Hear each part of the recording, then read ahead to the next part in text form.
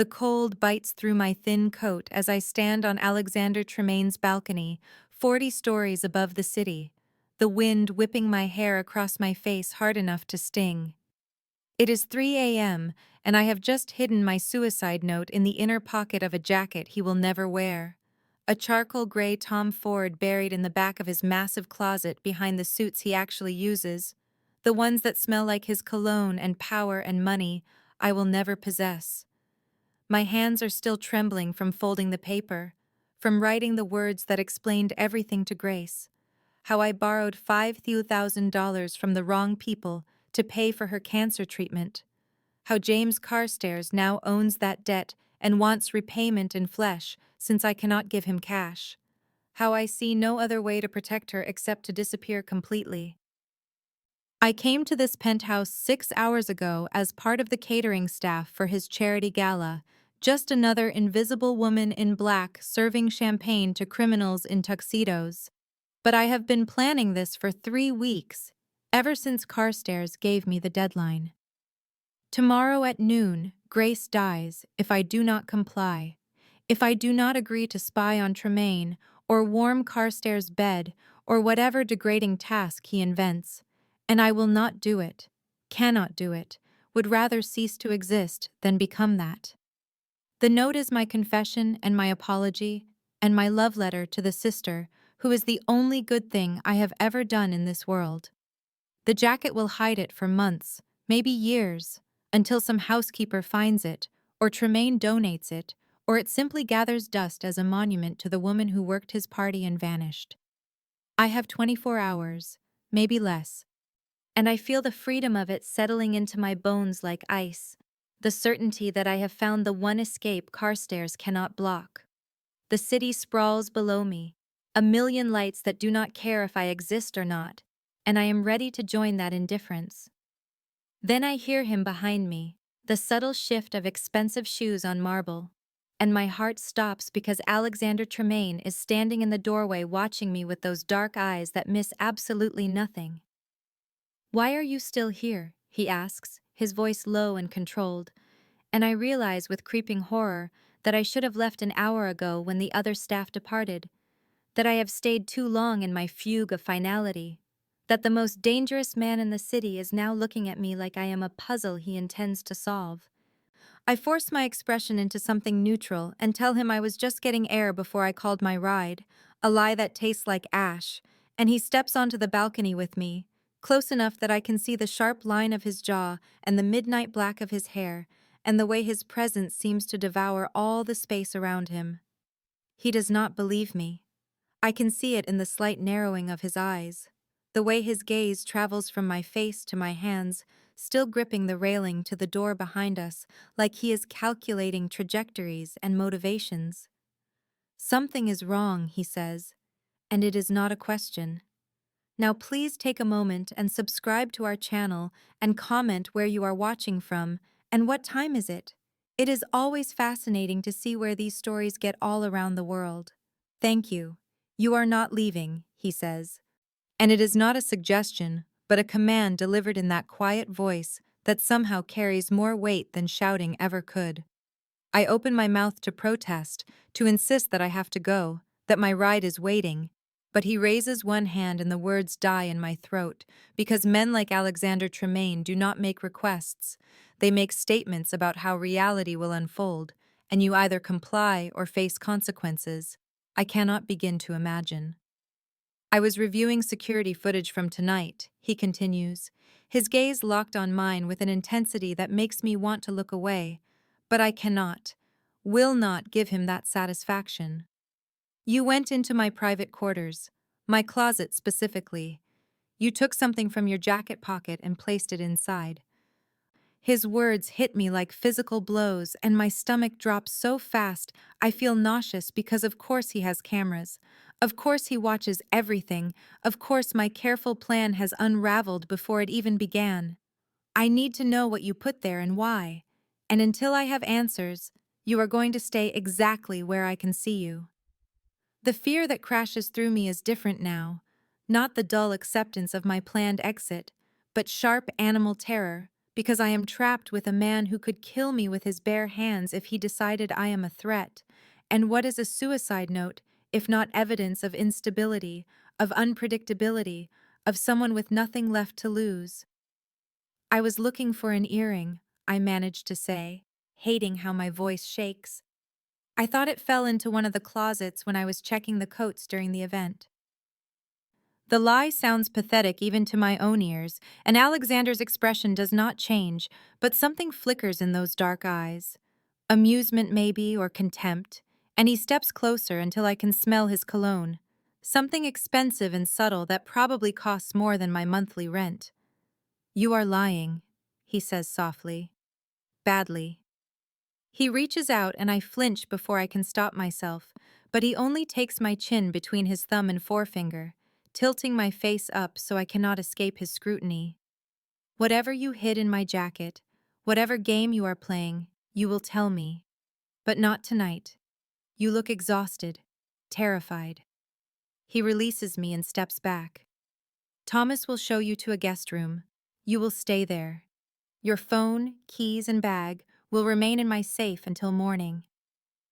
We will discuss this after you have slept, and I have decided whether you are a threat to me or to yourself." The last words land like stones, and I wonder what he sees in my face, what desperation I failed to hide. A man built like a wall of muscle appears in the doorway, as if summoned by telepathy, his expression professionally blank. "Thomas," Alexander says without looking away from me, "take Miss Ashworth to the blue room. Make sure she has everything she needs. And Thomas, no one leaves this penthouse tonight without my explicit permission. Understood?" The man nods once and gestures for me to follow. And I do, because what choice do I have, walking on numb legs through rooms filled with art that costs more than I will earn in my lifetime, past windows that overlook a city I will not escape now, toward a guest room that is really just a beautiful cage.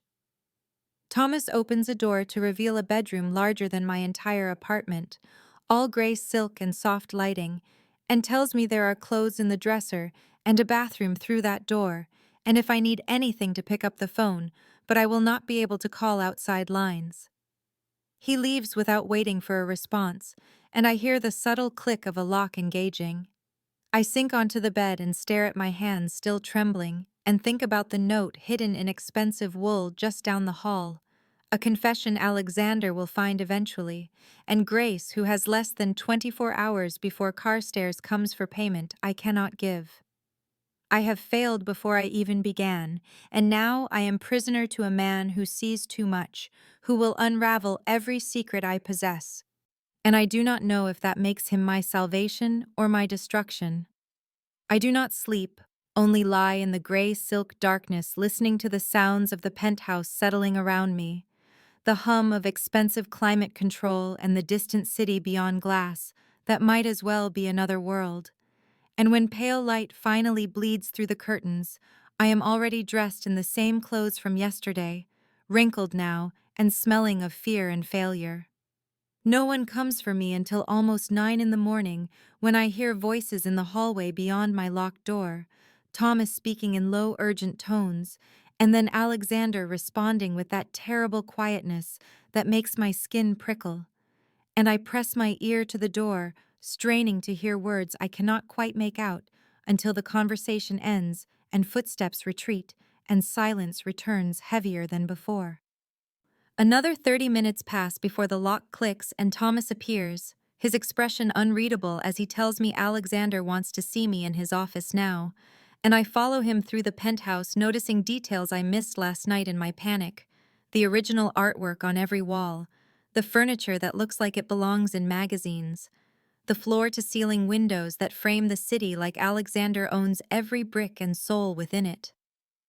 Thomas stops at a heavy wooden door, knocks once, and Alexander's voice grants entry, and then I am standing in an office that smells like leather and paper, and that same cologne, facing the man who holds my life in his hands, whether I want him to or not.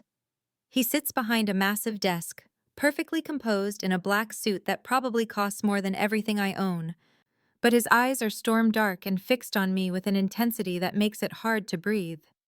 "Sit," he says, gesturing to the chair across from him. And I do because my legs are shaking too badly to keep standing. Thomas brought me interesting information this morning, Alexander continues, his fingers steepled in front of him. James Carstairs has been expanding his collection operations into my territory. Aggressive tactics, targeting vulnerable people with predatory loans. He pauses, letting that sink in. Your name came up. My blood turns to ice because of course it did. Of course Alexander made calls. Of course he has resources that can unearth every humiliating detail of my desperation in a matter of hours. I made additional inquiries, he says, his gaze never leaving my face. You borrowed $50,000 8 months ago. The interest Carstairs charges is illegal even by our standards. You have been paying what you can, but the principal barely decreases. You are drowning. He leans forward slightly. What I want to know is what Carstairs demanded when you told him you could not pay. The shame is a living thing crawling up my throat, but I force myself to meet his eyes because I will not cower. Not about this. He said I could work off the debt, I tell him, my voice steadier than I expected, spying on certain people he wanted information about. Or I could provide other services, personal services. I see understanding flash across Alexander's face, followed by something darker, colder, rage buried under layers of control. And one of those certain people was me, he says, not a question. I nod. He wanted me to get close to you, find out about your operations, your weaknesses, your plans. I was supposed to start last night at the gala. Alexander's jaw tightens almost imperceptibly. And if you refused both options, what then? My sister, I whisper. He said Grace would pay my debt instead. He knows where she lives, where she gets her treatments. He gave me until today at noon. The silence that follows is absolute and terrifying. Alexander's so still, he could be carved from marble, except for his eyes, which burn with fury that is not directed at me but at Carstairs, at the situation, at the cruelty of men who prey on women with dying sisters. Then he says something that changes everything.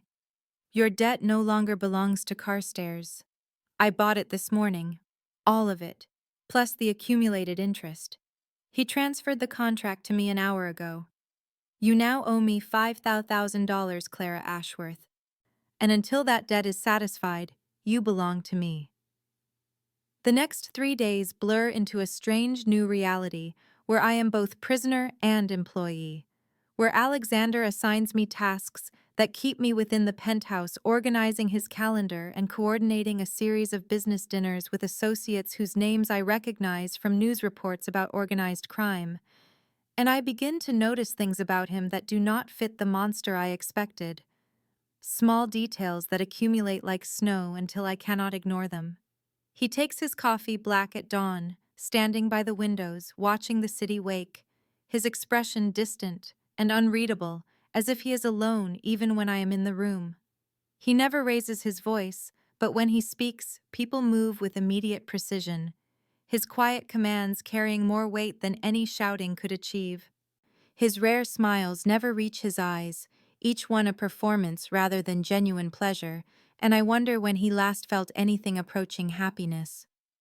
The dinner on the third night brings 8 men in expensive suits to the penthouse, all of them radiating controlled violence.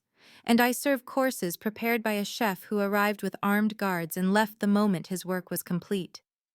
I am pouring wine when one of the men, heavy-featured with cold eyes, makes a comment about my legs and how Alexander has excellent taste in his personal acquisitions.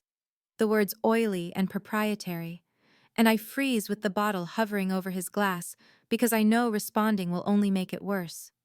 The temperature in the room drops so fast I can feel it on my skin, and when I glance at Alexander, his expression has gone glacial. That terrifying quietness filling the space like a living thing. He stands with deliberate slowness and tells the man to leave, now, and when the man tries to laugh it off as a joke, Alexander cuts him short with words I will not repeat, but that make the man go pale. Thomas appears as if summoned by invisible signal and escorts the man out, while Alexander informs the remaining guests that anyone who disrespects what belongs to him will find their business ties permanently severed and their operations suddenly facing significant obstacles. And I realize with shocked clarity that he is protecting me, that whatever I am to him, it is not just an asset to be used and discarded. The dinner ends early, the men departing with wary glances, and I retreat to the kitchen on shaking legs, trying to process what just happened. I find Alexander there an hour later, when I thought everyone had gone, standing motionless by the counter, staring at nothing, exhaustion carved into every line of his face, as if the mask finally slipped when he believed himself alone. I should leave, return to my gilded cage of a guest room, but something keeps me frozen in the doorway until he notices me, and instead of ordering me away, he simply looks at me with an expression I cannot decipher. "I bought your debt because Carstairs would have destroyed you," he says quietly, the admission falling between us like a stone into still water. Not as leverage, not as ownership, because I have seen what men like him do to women who cannot pay, and I will not allow that to happen to anyone within my reach. The words reshape everything I thought I understood, and I see past the monster for the first time to the man beneath, complicated and damaged, and trying in his own brutal way to be something better than the world made him, and the attraction that has been building against my will sparks into dangerous flame. I am in the library the next afternoon sorting through contact information for an upcoming meeting when I hear Alexander moving through the penthouse with unusual purpose, his footsteps quick and deliberate in a way I have not heard before, and something about the rhythm makes my pulse spike with formless anxiety. He is preparing for a meeting with a business partner from overseas, something Thomas mentioned this morning that requires formal presentation, and I know without being told that he has gone to retrieve the charcoal jacket he reserves for such occasions, the one that hangs in the back of his closet untouched for weeks at a time, the one I chose specifically because I thought it would stay hidden until everything was already over.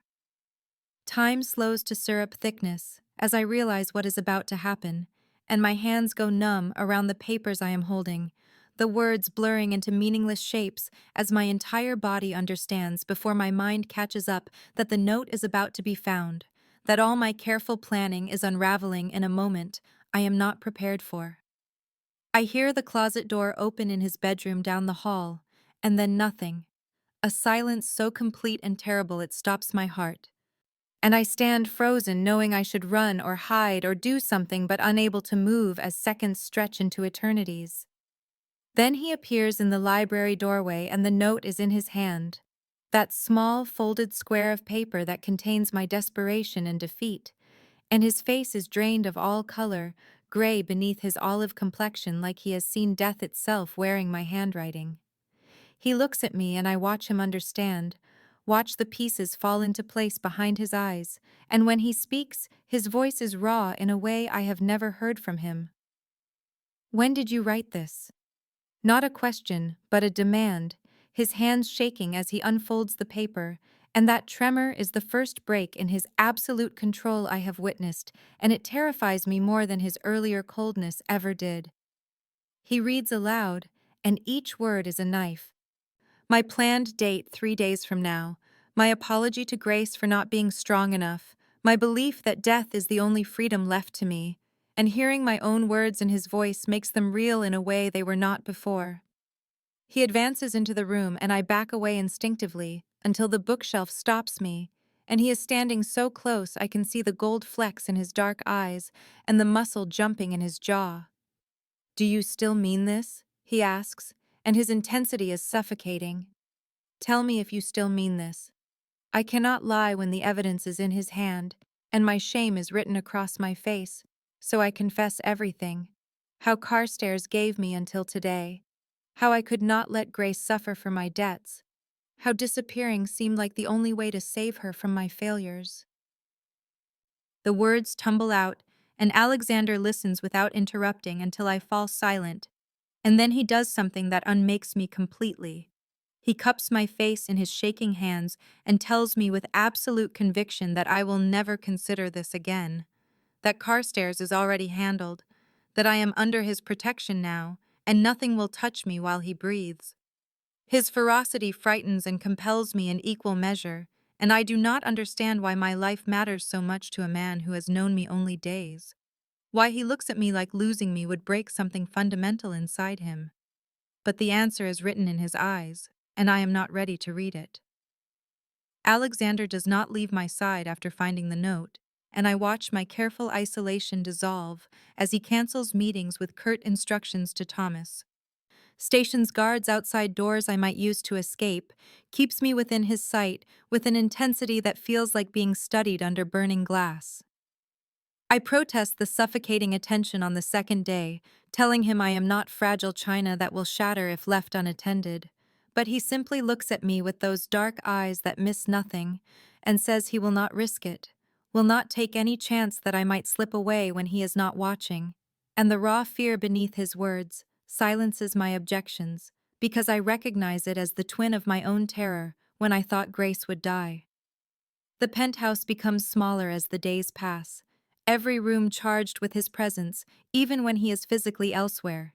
And I find myself drawn to where he is like gravity. I cannot resist, sitting in his office while he works through documents, reading in the library while he takes calls in Russian and Italian and languages I cannot identify.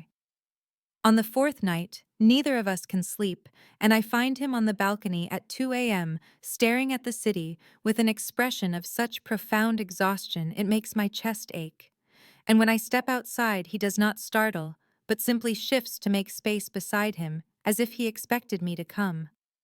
We stand in silence for long minutes before he speaks, his voice low and rough with something that might be pain. I had a younger sister, he says, and the past tense lands like a stone in dark water. Emma.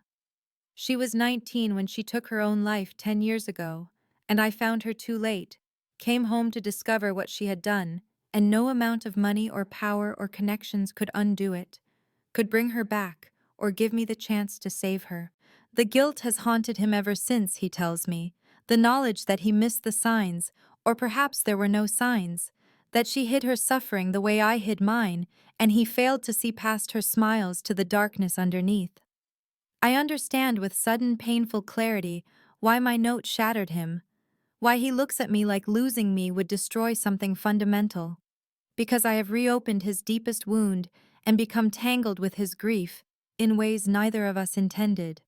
I reach for his hand without thinking, and the moment our fingers touch, something ignites between us, electric and undeniable, a current that has been building since he first showed me the man beneath the monster. He turns to face me fully and pulls me close with careful deliberation, his forehead coming to rest against mine, breathing me in like I am oxygen he has been denied, and the vulnerability in this powerful, dangerous man unmakes me completely. We stand suspended in that intimate space where a kiss hovers inevitable between us, his hands framing my face with surprising gentleness. But then he pulls away, and the loss feels like cold water. You deserve better than a man built from violence, he says quietly. Better than someone who has done the things I have done. And I realize he is offering me an escape from whatever this is becoming between us, even though it clearly costs him to do it. But I am already falling, already lost to this contradiction of brutality and fierce protection, already drawn past the point of safe return. And the danger has shifted from the external threats I plan to escape through death to the internal risk of loving someone who lives in shadows and might take me down with him. The fragile peace of our careful intimacy shatters on the 7th morning when Thomas arrives before dawn with an expression that makes my stomach drop like stone into cold water. And I know before he speaks that something terrible has happened, can read it in the rigid way Alexander goes absolutely still as Thomas leans close to deliver news too dangerous to speak at normal volume. Grace. The name leaves my lips as a whisper, and then a scream as Thomas confirms what my terror already knew, that Carstairs took her from her apartment sometime in the night, that his men disabled the security Alexander had installed and left no trace except a message delivered by a street kid who disappeared before anyone could question him. Alexander catches me as my legs give out, and I collapse against him. the world tilting sideways as every nightmare I thought he had saved me from comes rushing back with suffocating force. And I hear myself making sounds that are not quite words, animal noises of fear and desperation that I cannot control. He holds me together with sheer physical force, his arms iron bands around my shaking body, and his voice cuts through my panic with absolute certainty, as he promises he will bring Grace home, that Carstairs has made a fatal mistake, that my sister will not pay for my debts or his pride. I cling to him because he is the only solid thing in a reality that has dissolved into chaos. But even his strength cannot stop the guilt from tearing through me like razors, because this is my fault, my debt, my failure to die when I planned that, has now put Grace in the hands of a man who deals in suffering. Thomas reads the message aloud, and each word is a knife. Return Clara and pay compensation of $5 million by midnight, or Grace dies, and there is an address where I am to be delivered alone and unarmed if Alexander wants to see her alive again. I pull away from Alexander and tell him I have to go, that this is what I should have done from the beginning, that I will not let Grace die because I was too weak to sacrifice myself, and his hands tighten on my arms hard enough to bruise as he tells me absolutely not, that I am not walking into Carstairs' trap, that he will handle this. I rage at him then with all the fury and terror boiling inside me, screaming that Grace is dying because of his pride, because he insisted on protecting me when I should have ended this myself, because he made me want to live, and now the cost of my survival is my sister's life. He absorbs my accusations without flinching, lets me beat my fists against his chest until I am sobbing too hard to continue, and then he cups my face in his hands and says with quiet, devastating intensity that he loves me too much to let me go, that I can hate him for it, but I will not sacrifice myself while he draws breath. The confession stops my rage mid-scream, and I stare at him through tears as the words rearrange everything I thought I understood. He loves me.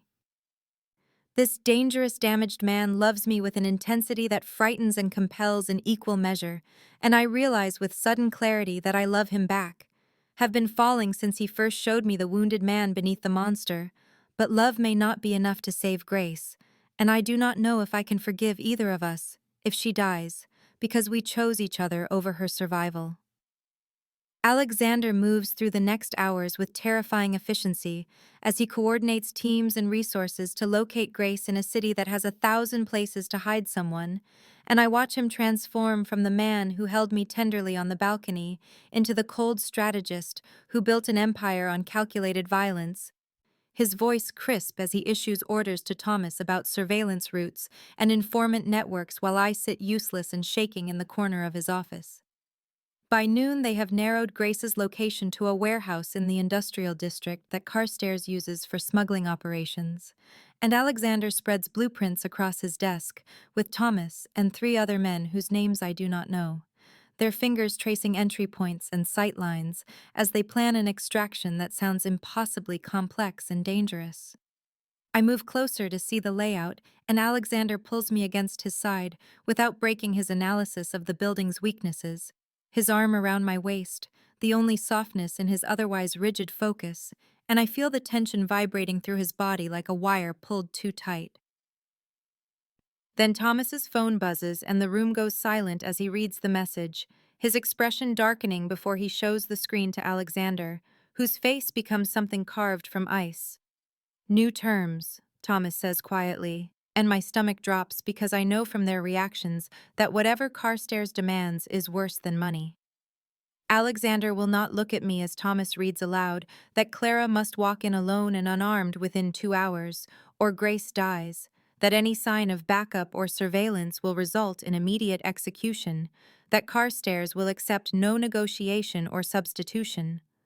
Alexander says no before Thomas finishes speaking, his voice absolute, and begins redirecting the tactical plan toward a forced breach, but I can see in the grim set of Thomas's mouth that the warehouse is too fortified, that Grace will die before they fight through Carstairs' defenses.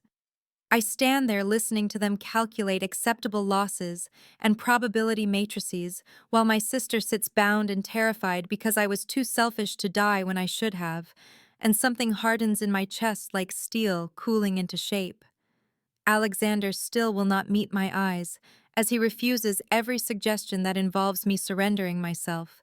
And I realize he will let Grace die rather than risk losing me, that his love has become another cage I cannot escape. The knowledge crystallizes into cold clarity as I excuse myself quietly and walk toward the bathroom, and no one stops me because they are absorbed in plans that cannot work. Strategies built on the fantasy that Alexander can control this situation through force. I do not go to the bathroom, but instead move quickly to the security panel near the elevator, entering the code I memorized from watching Alexander's fingers, and the system disengages with a soft click that sounds like fate. I write him a note on paper from his desk, my hand surprisingly steady as I explain that I cannot let Grace die for my cowardice, that some sacrifices are worth making, that I love him but love cannot be selfish the way his is trying to be, that I hope he will forgive me for choosing my sister over his protection. I leave the note on his chair and slip into the elevator, my heart hammering so hard I can barely breathe, and I am in the lobby before I hear his roar of anguish echo down from 40 floors above, a sound of such raw pain it nearly breaks my resolve. But I am already moving toward the street, toward the warehouse, toward the choice I should have made when I first wrote that suicide note. And this time I am walking into death with open eyes, and no illusions that I will return. The warehouse district stretches before me like a graveyard of industry as I pay the taxi driver with bills from my pocket and step onto cracked pavement that glitters with broken glass, and the building Carstairs specified looms ahead with rusted corrugated walls and windows so filthy they look blind, the kind of place where screams would never reach beyond the metal shell. I force my legs to carry me forward, even though every survival instinct I possess screams at me to run, and my hands shake so violently I clasp them together and raise them above my head in the universal gesture of surrender as I approach the door that hangs crooked on protesting hinges. The interior swallows me into shadow broken only by harsh work lights suspended from chains, and my eyes adjust slowly to reveal the nightmare tableau I walked into willingly. Grace sits bound to a metal chair in the center of the vast empty space, her face swollen and tear-streaked, blood dried at the corner of her mouth, and when she sees me her eyes go wide with horror, and she shakes her head frantically as if she can still warn me away from this trap. Around her stand 12 men. I count automatically, all armed with weapons ranging from handguns to rifles, and in the center of this circle of violence stands James Carstairs himself. Immaculate in a tailored suit that seems obscene in this setting, his smile sharp as broken glass when he sees me. He moves toward me with the lazy confidence of a predator that knows its prey cannot escape, circling me slowly while his men watch with expressions ranging from bored to hungry, and he speaks in that cultured voice that makes his cruelty somehow worse. "So noble," he says, mocking the word until it becomes an insult. "So stupid to think your little sacrifice would save anyone." He stops in front of me close enough that I can smell his expensive cologne mixed with something underneath it like rot, and he reaches out to grip my chin with fingers that dig in hard enough to bruise as he forces me to meet his eyes. "Did you really believe Tremayne could protect you?" He laughs, and the sound echoes off metal walls. "I took you from under his nose, walked right past his expensive security, and here you stand in my territory, about to learn what happens to women who cost me money and respect." He releases my face with a shove that makes me stumble, and his next words confirm my worst fears as he explains that humiliating Alexander is worth more than any debt, that taking what Alexander values will prove the great Tremayne is weak, that my death and Grace's will be the message that destroys his reputation. Carstairs gestures, and 2 men drag me to my knees beside Grace, the concrete biting through my jeans, and I reach for her bound hands as tears stream down both our faces. A cold circle of metal presses against Grace's temple, and Carstairs holds a phone toward my face, Alexander's number already displayed. Call him, Carstairs commands. Tell him you are done, that you chose this, that he was a fool to think he could keep you. The gun presses harder, and Grace whimpers, and I stare at that phone knowing that whatever I say next will be the last words Alexander might ever hear from me. I open my mouth and refuse forms on my tongue like iron, and I tell Carstairs to go to hell, that I will never betray Alexander, that killing me will only bring Alexander's wrath down on him like divine retribution. The blow comes fast, Carstairs' fist connecting with my cheekbone, and I taste blood as my vision explodes into stars, and Grace screams my name through her gag, but I will not give this monster the satisfaction of breaking me, will not let him use my voice to wound the man I love. Outside, though I cannot see it, I feel it somehow. Alexander has arrived with fury enough to tear this building down, but I know the building is fortified, and any assault will end with bullets in Grace's skull and mine, and time is running out as I hear Carstairs' voice rising with frustrated rage. The warehouse door explodes inward with a sound like thunder, and through my blurred vision, I see Alexander Tremayne walk through the smoke alone and unarmed, his hands raised in surrender, as Carstairs' men wheel toward this impossible sight, their weapons tracking the most dangerous man in the city, who has just made himself completely vulnerable. Alexander's voice carries across the space with absolute calm as he tells Carstairs he is here to make an exchange, himself for the women, his life for theirs. And I try to scream at him to run, but my voice comes out broken, and Carstairs laughs with genuine delight at this unexpected gift.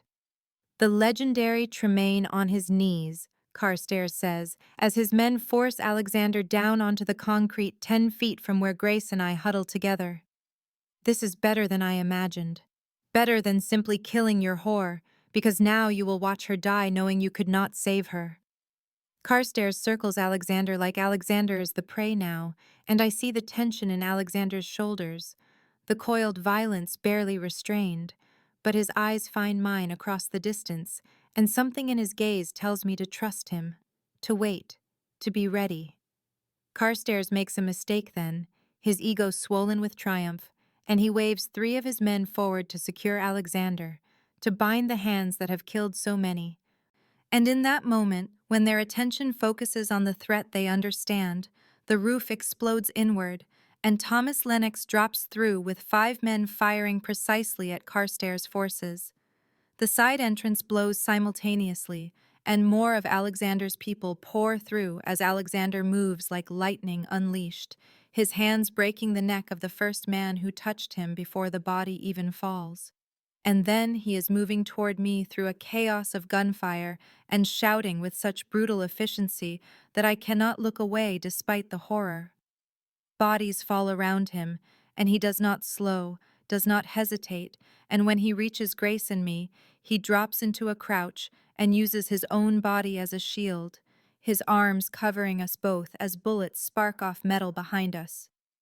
Thomas and his team move like a machine, clearing exits and cornering Carstairs' men until the shooting stops, and silence falls broken only by groaning and the ringing in my ears. Alexander lifts his head to scan for threats, and then his hands are on my face, checking my injuries with fingers that shake despite his apparent control, and I see blood on his shirt, but cannot tell if it is his or someone else's. Carstairs tries to run for a back exit, but finds Thomas waiting there with a gun leveled at his chest, and Alexander rises slowly, pulling me and Grace up with him as his men drag Carstairs back to the center of the warehouse and force him to his knees in the same spot where I knelt minutes before. Alexander approaches Carstairs with death in his eyes, and I think he will execute this man who threatened everything Alexander values, but instead he speaks quietly, giving Carstairs a choice I know is more mercy than deserved. "Leave the city tonight," Alexander says. "Disappear completely, and you live. Stay, and I will erase you so thoroughly, no one will remember your name." Carstairs looks at the bodies of his men, at Thomas's gun, at Alexander's cold certainty, and something breaks in him as he understands he has lost everything. He agrees with a voice stripped of its earlier confidence, and Thomas hauls him up and toward the exit, And then Alexander turns back to me and crosses the space between us in 3 strides, pulling me against his chest so tightly I cannot breathe. His heart hammering against my ear, his hands in my hair, his voice rough as he whispers my name over and over like a prayer of gratitude. The penthouse feels surreal in its stillness after the chaos of the warehouse. All polished marble and floor-to-ceiling windows that reflect the city lights like scattered stars. And a Dr. Alexander summon treats Grace in the guest bedroom, while I sit on the leather sofa in the main living area, unable to process that we are actually here, actually alive, actually safe. My body feels disconnected from my mind, shock settling over me like cold water, and I stare at my hands where dried blood cracks across my knuckles, though I cannot remember how it got there. Alexander emerges from the hallway where he was giving instructions to Thomas about securing the building perimeter, and he has removed his ruined shirt to reveal bruises blooming across his ribs and a gash on his shoulder that still seeps red, but he moves toward me with single-minded focus, as if his own injuries mean nothing. He kneels in front of where I sit and produces a first aid kit I did not see him carrying, and his hands are impossibly gentle as he tilts my face toward the light to examine the swelling on my cheekbone where Carstairs struck me, his jaw clenching with suppressed rage at the evidence of violence against me. His fingers shake slightly as he cleans the cut on my temple with antiseptic that stings, and I watch his face instead of focusing on the pain, memorizing the concentration in his expression, the tenderness that contradicts everything his world believes about him. "Why did you risk everything?" I ask, my voice hoarse from screaming Grace's name in that warehouse. "You could have died walking in there alone." Alexander pauses, the gauze pad hovering near my face, and his eyes meet mine with an intensity that steals my remaining breaths. "Because you gave me a reason to be more than the monster I built," he says quietly. Finding that note in my jacket shattered something in me that needed to break. I have spent 10 years believing I deserved nothing but violence and guilt, but you made me want to be the man who could keep you safe, who could deserve your trust. I cannot imagine existence without you now, Clara. The words break something loose in my chest, and tears spill over as I admit that I wrote that note believing I was worthless, nothing but a burden destroying everyone I loved, but he has shown me that I am worth fighting for, worth saving, worth keeping alive. His thumb catches my tears, and he leans forward to rest his forehead against mine the way he did that night weeks ago, when everything between us shifted, and we breathe together in the silence until Grace's voice cuts through from the doorway. "If you do not keep this man who moved heaven and hell for you," she says with a weak smile, her face bandaged but her eyes clear, "then you are a bigger fool than I thought." The absurdity of it hits us all simultaneously and we laugh, the sound fragile and slightly hysterical but real, and I reach for Grace with one hand while keeping the other tangled in Alexander's fingers. We survived, I think, and the realization settles into my bones with wonder. My life is no longer something to escape, but something to claim, and I want to claim it with this dangerous, damaged, fiercely protective man beside me, building something beautiful from the ashes of who we used to be. The weeks that follow feel like learning to breathe in a new atmosphere. The rhythms of Alexander's world becoming familiar as I move through the penthouse that has transformed from prison to sanctuary, and each morning I wake to find him already awake, watching me with an expression that still catches in my chest, protective and wondering as if he cannot quite believe I am real. He brings me into his work with careful deliberation, explaining the structure of his operations as we sit in his office overlooking the city, the territorial divisions and supply chains, the legitimate businesses that front the darker enterprises, the network of loyalties and debts that hold his empire together like silk and steel woven into unbreakable fabric. I learn names and faces, the difference between allies and assets, how to read the subtle power plays in every conversation, and Alexander watches me absorb it all with something like pride warming his usually guarded features. Thomas arrives most mornings with reports and stays for coffee, and the man who once terrified me with his cold efficiency now makes dry jokes about Alexander's obsessive security protocols and asks after Grace with genuine concern, becoming an unexpected friend who positions himself between me and any potential threat when Alexander steps away. I surprise them both by suggesting opportunities they have not considered, ways to expand into legitimate real estate development and private security consulting, businesses that could grow his wealth without the constant threat of law enforcement or rival retaliation. Alexander listens with absolute attention when I speak now.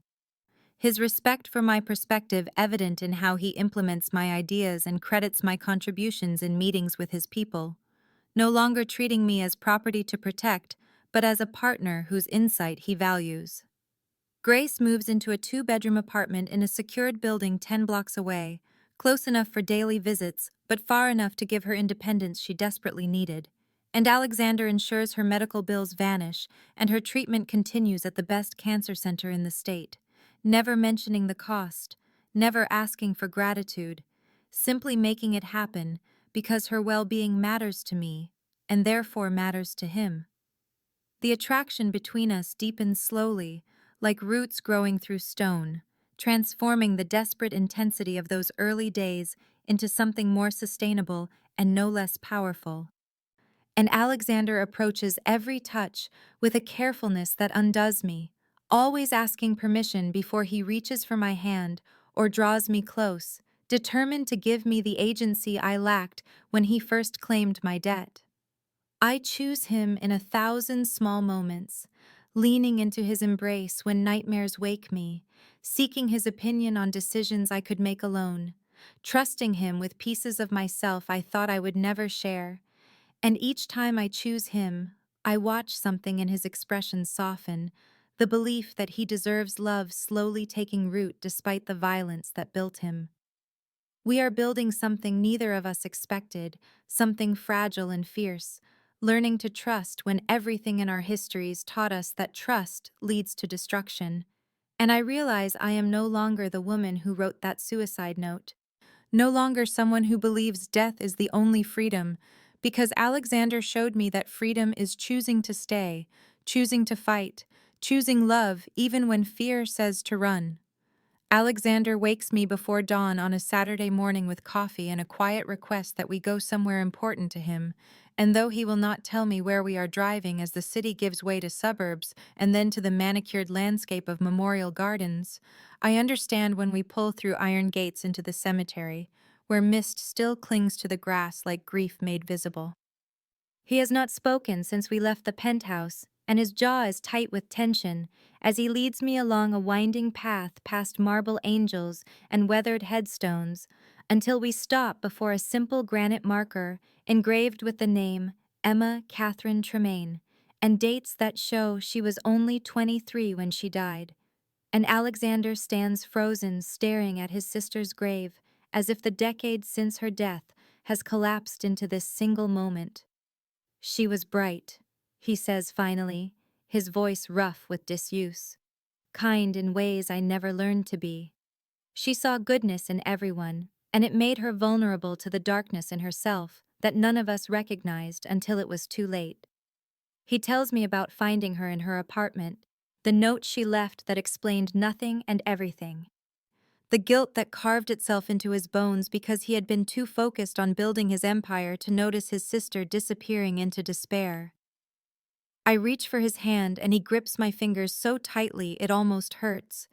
And then he pulls the folded paper from his jacket pocket, my suicide note that he has kept all these weeks, and he reads it aloud to Emma's grave as his voice breaks on the words, "I wrote about death being freedom and apologies I thought would matter after I was gone." I am crying before he finishes, and he folds the note carefully before pulling a lighter from his other pocket, and we watch together as the paper catches flame and burns, the ashes scattering across Emma's grave like a symbolic release of all the pain that brought us to our darkest moments. "I will never go back to that darkness," I tell him through my tears. "You gave me light when I needed it most, and I choose to stay in it, Choose to fight for this life we are building together. Alexander turns to face me fully and confesses that he fears he is too damaged, too steeped in violence and blood to deserve someone who sees hope instead of endings. But I remind him of everything he has done since finding that note, how he saved me and protected Grace, and showed mercy to Carstairs when he could have chosen execution, how his goodness exists beneath the scars his world carved into him. We leave the cemetery as the sun rises and drive back to the penthouse in silence that feels like peace rather than pain. And that night he makes love to me with a tenderness that undoes every remaining wall between us. Two people choosing each other with full understanding of the darkness we have walked through and the light we found together. And I know the past no longer controls us because we are building something entirely new from the ashes of who we used to be. The peace we built crumbles on a Tuesday morning when Thomas arrives at breakfast with his expression carved from stone and a tablet displaying surveillance footage of 3 separate attacks on Alexander's warehouses overnight, coordinated strikes that destroyed inventory worth millions and killed 2 of his people. And I watch Alexander's face transform from the softness he shows me in private to the cold fury that built his reputation as he studies the footage and asks Thomas who is responsible. The Kovac family and the Santos Syndicate, Thomas reports. The 2 organizations Alexander displaced when he consolidated territory after Carstairs fled, and they have formed an alliance specifically to reclaim what they lost and punish Alexander for his expansion. I feel ice settle in my stomach because I understand what this means, that the violence we survived is returning, that the safety we have been building is an illusion that shatters under the weight of revenge and territorial greed. Alexander dismisses Thomas to mobilize defensive positions and then turns to me with regret already shadowing his features, telling me he needs to handle this before it escalates further. And I hear in his tone the assumption that handling means war, means meeting violence with overwhelming force until his enemies are destroyed or cowed into submission. I reach for his hand across the table and ask if there is another way, if negotiation might achieve what bloodshed cannot, and he looks at me as if I have spoken a foreign language, because in his world, strength is the only currency that matters, and compromise is weakness that invites further attack. But I press because I cannot watch him descend back into the man he was before, the one who ruled through fear and saw carnage as the only solution, and I remind him that more killing will only perpetuate the cycle, that someone will always rise to challenge him, that we will never have peace if peace is not what he chooses to build. He studies my face for a long moment, and I see the war behind his eyes between the instincts that kept him alive for decades and the new possibilities I represent. And finally, he asks what I propose instead of the violence that feels inevitable. A summit, I tell him. Offer them something they want more than revenge. Show them that cooperation benefits everyone more than endless conflict. Alexander is silent, calculating, and then he nods slowly and tells Thomas to arrange a meeting with the Kovac and Santos leadership at neutral ground. And Thomas looks at me with something between respect and concern before agreeing to make the arrangements.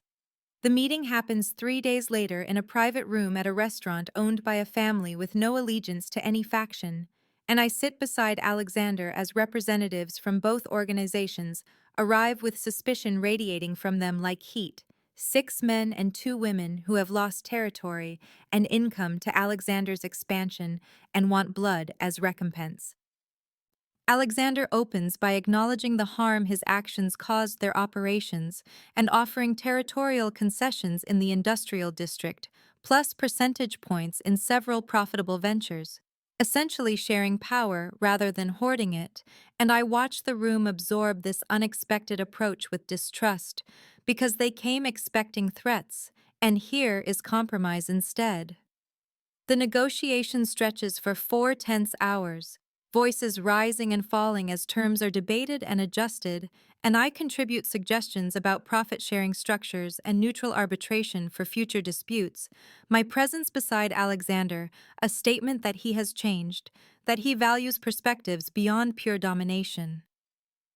Finally, the Kovac representative agrees to the truce contingent on verified transfers of the promised territories, and Santos follows after securing favorable terms for their shipping operations. And we leave the restaurant with a fragile peace that feels like victory, even as Thomas warns me quietly that someone will test it eventually. That peace in this world is always temporary.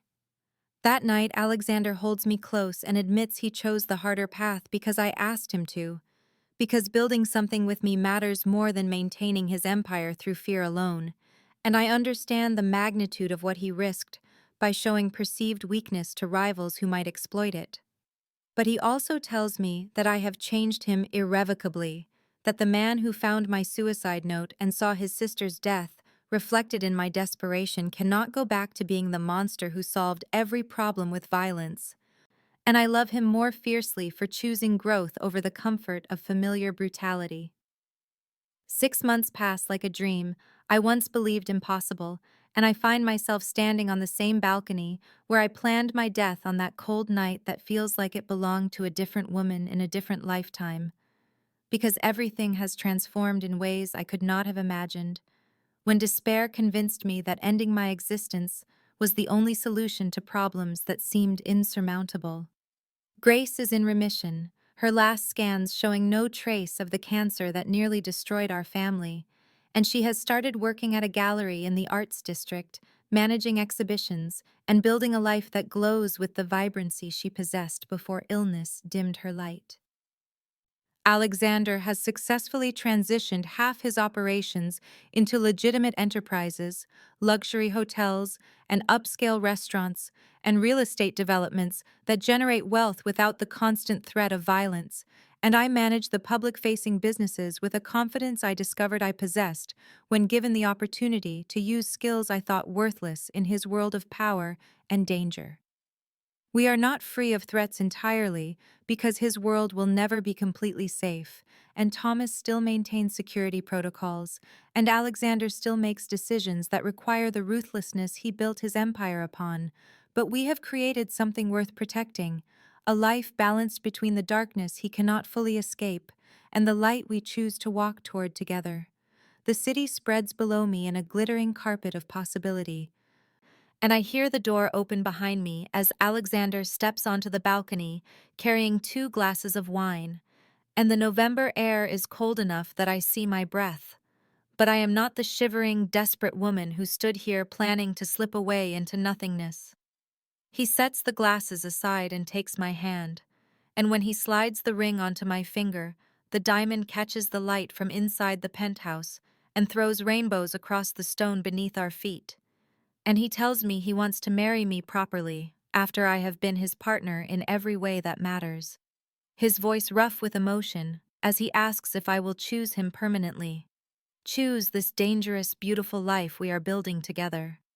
I say yes through tears that blur the city lights into stars, amazed that the night I planned to die became instead the beginning of truly living. And when he kisses me, I taste salt and wine and the future we are creating from the ashes of who we used to be.